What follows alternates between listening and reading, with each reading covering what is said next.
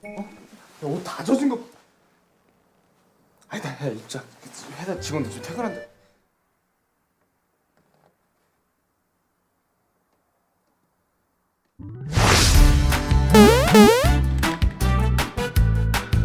Hai guys, kembali lagi di sini bersama gue IPD. Kali ini gue bakal ngebawain alur cerita film dari Korea dengan judul Steal My Heart. Film ini rilis pada tahun 2012, menceritakan seorang polisi yang menemukan kembali cinta pertamanya. Namun cinta pertamanya itu adalah seorang pencuri. Bagaimana keseruannya? Tapi sebelum kita mulai ke videonya, jangan lupa bagi kalian yang baru mampir di channel ini, subscribe dulu dong. Udah, oke guys, langsung aja kita ke videonya. Di awal film terlihat seorang kepala kepolisian sedang memberikan arahan kepada anggotanya. Ia menyampaikan selama 3 bulan ini telah terjadi 6 kasus orang hilang. 5 diantaranya telah ditemukan dalam keadaannya yang sudah meninggoy. Ia terlihat marah karena anggotanya belum mampu memecahkan masalah ini. Lalu datang seorang profiler kriminal yang bernama Hotae. Ia menjelaskan kepada komandan dan anggota di sana bahwa ini adalah serial killer atau pembunuhan berantai. Ia pun mengatakan bahwa dia bisa menangkap orang itu malam ini. Mereka pun mengadakan rapat dengan para detektif. Setelah menjelaskan ciri-ciri tersangka, akhirnya Hotae menyimpulkan bahwa tersangkanya yaitu direktur klinik bedah plastik yang bernama Park Lee. 이번 사건의 유력한 용의자인 성형외과 원장 닥터 림. Malamnya pun para detektif sedang melakukan pengintaian. Mereka melihat bahwa yang diduga tersangka itu memang berada di tempat pengintaian mereka. Akhirnya detektif Lee dan Cho berhasil menangkapnya. Tetapi tak disangka terduga tersangka itu ditabrak oleh mobil dan langsung meninggalkan tempat itu. Lalu terduga tersangka itu dibawa ke rumah sakit. Para wartawan pun mewawancarai Hotae. Ia mengatakan Park Lee adalah tersangka pembunuhan berantai. Dia pun tidak berspekulasi karena ada bukti-buktinya.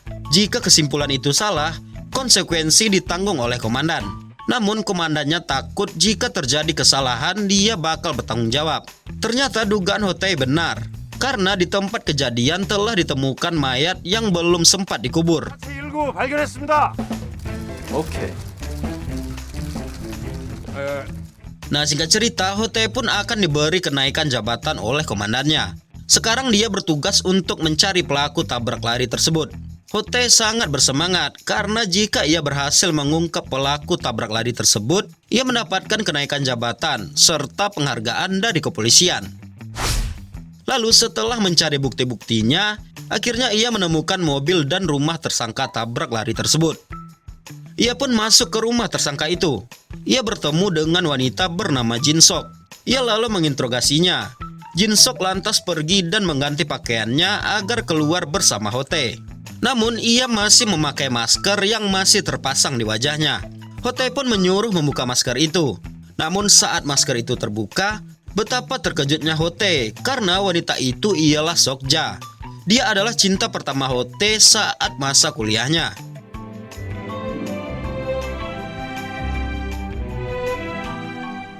Akhirnya mereka tidak jadi ke kantor polisi. Lalu mereka pun bernostalgia ke masa dahulunya. Mereka sudah 10 tahun tidak bertemu. Sokja pun mengobrol sambil memakan mie. Namun Sokja tidak menghabiskan mie-nya karena Sokja terkena flu dan tidak berselera lagi. Tapi ternyata Hotae yang memakan mie tersebut. Sokja pun memperingatkan kalau ia lagi flu kepada Hotae. Dan Hotae pun berhenti memakannya. Lalu mereka pun berangkat. Di perjalanan Sokja bertanya apakah korban yang ia tabrak baik-baik saja. Ia pun lantas terkejut karena Hotae menjelaskan kalau yang ia tabrak adalah tersangka pembunuhan berantai. Di sini Hotae kaget kalau Sokja belum mempunyai SIM.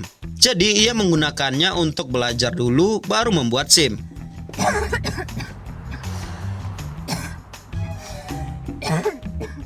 Lalu mereka ke rumah Hotae karena pipa di rumahnya bocor. Setelah memperbaiki dan membersihkan rumahnya dengan Sokja, ia ditelepon oleh detektif Park untuk menanyakan perihal tersangka tabrak lari itu. Hotae pun berbohong dengan mengatakan belum menemukan pelakunya. Lalu cerita berlanjut saat Sokja melihat sekitar. Ia melihat koleksinya Hotae. Hotae pun menjelaskan bahwa koleksinya itu merupakan barang langka. Tak sengaja Sokja mematahkannya. Sontak saja membuat Hotae terkejut. Malamnya ia memperbaiki koleksinya itu. Lalu ia menghampiri Sokja dan menyentuhnya. Namun Sokja terbangun dan membuat Hote canggung dan menyentuh kening Sokja. Lalu Sokja teringat kenangan mereka, bagaimana mereka pertama kali saling mengenal.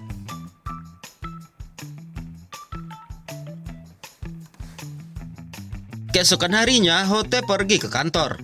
Ia bertemu dengan detektif dan menjanjikan 2 hari untuk menangkap pelakunya.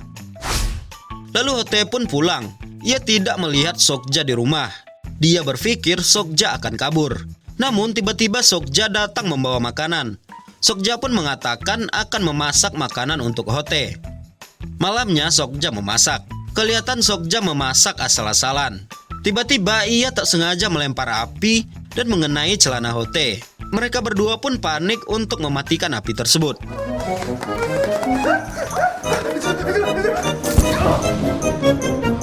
Keesokan harinya, di kepolisian sedang mengadakan rapat. Terlihat seorang detektif sedang menjelaskan kasus baru tentang pencurian barang seni paling top di Korea. Mereka pun memperhatikan CCTV. Mereka menyadari bahwa tersangkanya seorang wanita. Namun saat CCTV diperjelas, terlihat bahwa pencuri itu ialah John Sik atau dikenal Hote sebagai Sokja. Betapa terkejutnya Hote mendengar hal itu. Langsung saja Hote mencari keberadaan Sokja. Nah, di sini Sokja terlihat sedang memberi kuliah tentang barang antik. Setelah selesai mengajar, ia pun mengatakan kepada muridnya bahwa kelas mereka akan vakum untuk beberapa waktu. 서로는 안 된다는 겁니다. 제가 누차 강조하던 3번 수칙. 자, 다 같이 복창해 보시겠습니다. Akhirnya Hote bertemu dengan Sokja. Hote menanyakan, kemana Sokja menjual lukisan itu? Akhirnya Sokja pun mengakui bahwa ia adalah seorang pencuri. Ia menjelaskan karena tidak berpendidikan dan tidak mempunyai uang, akhirnya ia melakukan itu. Hote pun mengatakan bahwa Sokja mengajar muridnya untuk menjadi pencuri. Lalu Hote pun membawa Sokja ke kantor polisi. Ternyata mereka mengalami kecelakaan, sehingga mobil Hote dibawa ke bengkel. Mereka pun berdebat kembali. Hote terlihat marah kepada Sokja. Lalu Sokja pun disuruh pulang ke rumah Hote. Sedangkan ia melanjutkan perjalanan ke kantor polisi.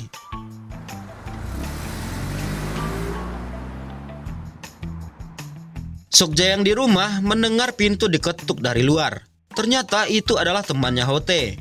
Mereka pun memutuskan minum-minum keluar.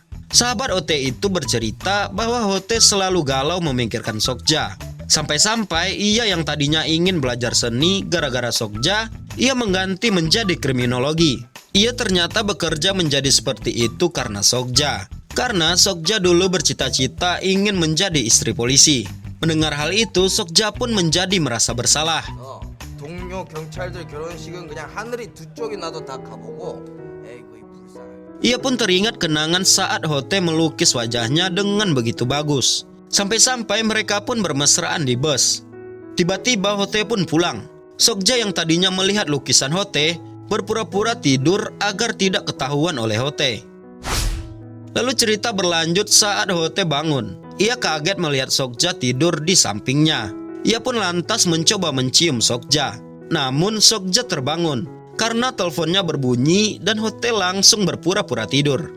Ternyata itu merupakan telepon Hote. Hote pun terkejut karena Sokja yang menjawab telepon itu. Ia pun lantas mematikan teleponnya. Mereka pun ribut.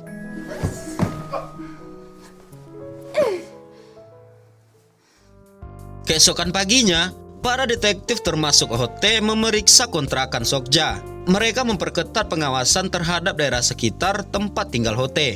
Hote pun langsung mengabari Sokja lewat telepon bahwa jangan keluar dari rumahnya.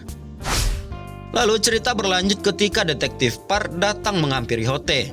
Ia berhasil menyelidiki bahwa 10 tahun yang lalu Sokja juga ditangkap atas tuduhan pencurian, tetapi kemudian dia bebas. Kebetulan ia yang menjadi detektifnya pada saat itu. 전에 물품 절도로 기소됐다가 훈방된 적이 있는데 공교롭게도 담당이 저여서 Cerita pun kembali ke masa lalu, ketika Hote muda sedang berjalan sambil membawa bunga dan kotak yang berisi sepasang cincin. Cincin itu terlihat sama saat Sokja menemukannya terjatuh di bengkel itu. Lalu Sokja yang sedang berada di toko sepatu, ia membawa kabur sepatu di toko itu. Ia pun ditangkap oleh polisi. Hote yang telah menunggu Sokja untuk memperingati 100 hari mereka berhubungan tampak sedih karena Sokja tak kunjung datang. Saat dia lagi sedih, tiba-tiba Sokja yang berada di mobil polisi melemparkan sepatu itu kepada Hote. Hote pun menerima sepatu itu. Ternyata bersambung di masa sekarang, detektif itu menjelaskan sepatu itu dan melihat sepatu itu sama dengan yang dilemparkan Sokja waktu itu. Akhirnya Hote tersadar bahwa itu adalah hadiah dari Sokja.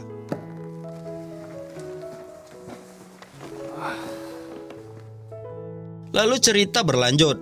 Hote membelikan sebuah baju couple untuk dirinya dan Sokja.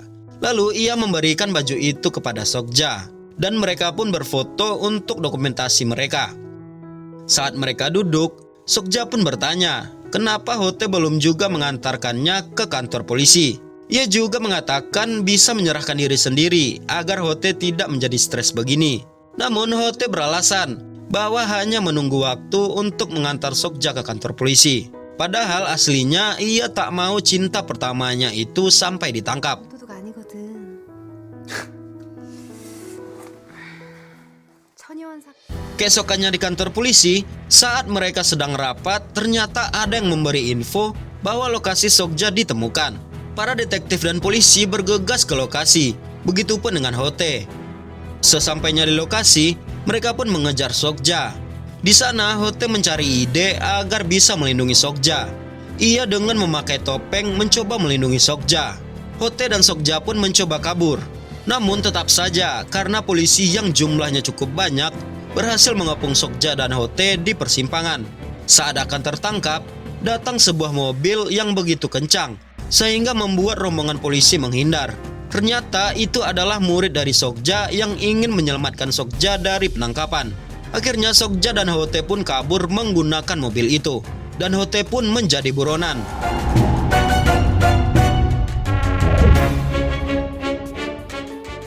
Lalu ia pun marah kepada Sokja. Ia mengatakan jika tertangkap hukuman Sokja akan begitu berat. Ia menghitung hukuman yang akan diterima oleh Sokja, dan 12 tahun lamanya. Hal itu membuat Sokja terkejut. Akhirnya setelah berpikir panjang, Sokja berencana untuk mengembalikan hasil curiannya. Ia berharap Hote bisa membantunya. Awalnya Hote tidak mau, tetapi karena telah menjadi buronan, akhirnya ia menyetujui dengan ide Sokja. Lalu Sokja menyuruh Hote untuk latihan menjadi pencuri. 다시는 도둑질 그딴 거 하지 말라고 선도하는 거라고? 그래. 그게 마음에 편하다. Singkat cerita, mereka pun pergi ke sebuah pelelangan di mana barang yang dicuri oleh Sokja akan dilelang di sana. Dengan pelelangan yang cukup sengit, akhirnya dengan mengatakan bahwa Hote adalah polisi, ia berhasil memenangkan lelang tersebut. Malamnya mereka menyelinap ke rumah yang punya barang mewah itu untuk mengembalikan barang tersebut kembali ke sana. Misi mereka pun berhasil. Keesokan harinya di kantor polisi, laporan tentang hilangnya barang mewah itu telah dihapus. Lalu selanjutnya mereka mengembalikan anjing peliharaan kepada pemiliknya, dan laporan juga dicabut. Lalu mereka selanjutnya ingin mengembalikan sebuah berlian, tapi kali ini dengan cara teknik tangan. Mereka harus mengembalikannya secara langsung, dan mereka pun berlatih mencoba teknik itu.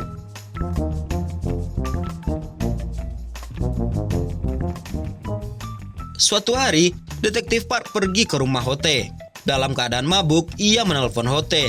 Hote yang sedang di luar terkejut mendengar kedatangan Park ke rumahnya. Ia langsung buru-buru menuju rumah. Nah, detektif Park pun masuk karena pintu Hote tidak terkunci. Dan benar saja, ia bertemu dengan Sokja. Dalam keadaan mabuk, ia mencoba menangkap Sokja sambil mengatakan kasihan kepada Hote karena wanita ini hidup Hote bakal terancam. Namun ia terjatuh di tangga sehingga membuatnya tidak sadarkan diri. Berlanjut di rumah sakit, akhirnya detektif Park pun sadar. Lalu detektif Park mengatakan bahwa ia tidak ingat dengan kejadian hari itu kepada semua polisi yang menjenguknya. Saat berdua dengan Sokja, ia pun menyarankan agar menyelesaikan permasalahannya itu dengan cepat. Ia akan tutup mulut agar karir Hote tidak terancam. 그냥 넘어갈 수가 없습니다. Pada saat Hote pulang, ia menemukan baju couple-nya berada di meja. Lalu ia mencoba menghubungi Sokja.